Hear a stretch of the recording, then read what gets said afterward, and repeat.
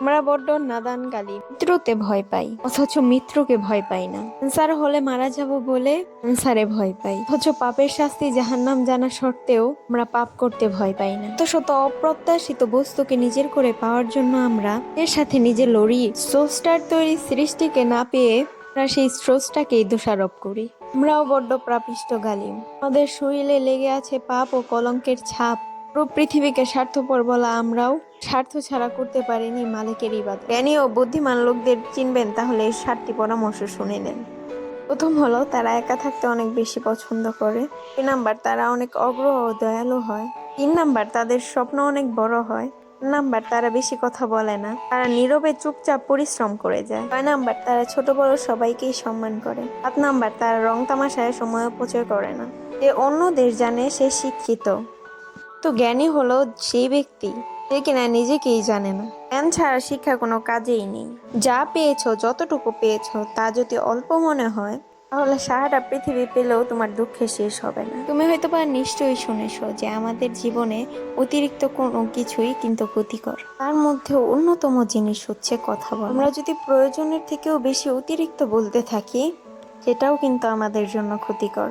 আসলে মানুষের সামনে ঠিক ততটাই বলা উচিত যতটা অন্যেরা শুনতে চায়। অন্যদের সামনে ঠিক ততটাই প্রকাশ করা উচিত যতটা তারা শোনার আগ্রহ পোষণ করে, ততটা অন্যরা শুনতে চায়।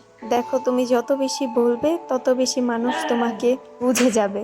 আর যত বেশি মানুষ তোমাকে বুঝে যাবে ততই হয়তোবা তোমাকে আঘাত করতে থাকবে এন্ড তোমাকে নিচে নামানোর চেষ্টা করবে। হ্যাঁ, তুমি ততটাই বলো যতটা বললে তোমার ক্ষতি হবে না। নিজের দুর্বলতা এবং দুর্বল জিনিসগুলোকে ঢেকে রাখার চেষ্টা করো, যেগুলা প্রকাশ করলে তোমার ক্ষতি হবে। কারণ যখন অন্যরা এটা নিয়ে জানে তখন তারা ব্যঙ্গ করে। যখন মানুষ এইসব ব্যাপারগুলো জানে তখন বেশিরভাগ মানুষই ঠাট্টা করে, মজা করে, যেটা হয়তোবা তোমার পছন্দ হবে না। তাই সকলকে সবকিছু প্রকাশ করতে যেও না, ততটাই বলো যতটা সে শুনতে চায়। আবার এটাও ঠিক যে কিছু কম বলা মানুষকেও মানুষ এটা মনে করে যে সম্ভবত কথা বলতে পারে না, হয় মানুষের সামনে কথা বলতে ভয় পায়। তো প্রকৃত অর্থে এমনটা নয়। বলে সে তার মতনই কিছু মানুষ খুঁজতে চায় যাদের সাথে কথা বললে তার কথার ভ্যালু পাবে, যাতে তার কথার ভ্যালুটা পাওয়া যায়। হ্যাঁ, এমন তো কিছু কারণ আছে যে কারণে আল্লাহ 2টি কান এবং 1টি মুখ দিয়েছেন। এটার কারণ হলো কম বলা উচিত, বেশি শোনা উচিত।